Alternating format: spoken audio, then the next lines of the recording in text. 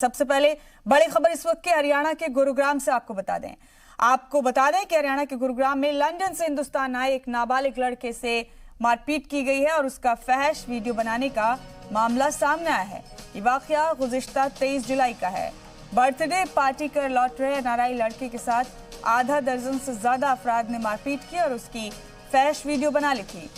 इससे मजबूर होकर मुतासिर 17 साल लड़के ने खुदकुशी के बारे में सोच लिया था, लेकिन लंदन में ही रहने वाली उसकी मां को वक्त रहते इसका पता चल गया, जिसके बाद उन्होंने ट्विटर के जरिए गुरुग्राम पुलिस से इसकी शिकायत की, लेकिन पुलिस अभी तक मुलजिमीन तक नहीं पहुंच पाई।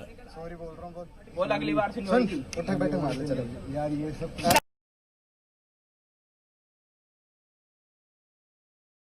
शरीर इतना बड़ा ले रहे हैं क्या क्या? अरे मत मार यार, बस कर बस यार, काफी जल्दी लगा।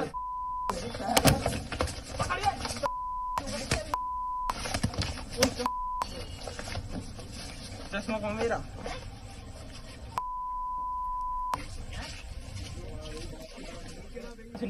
उठक बैठक मार ले, चलो यार ये सब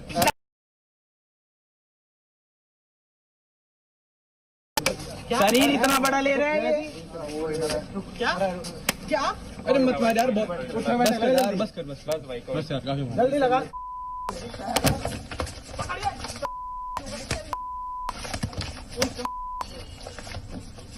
चश्मा कौन मेरा?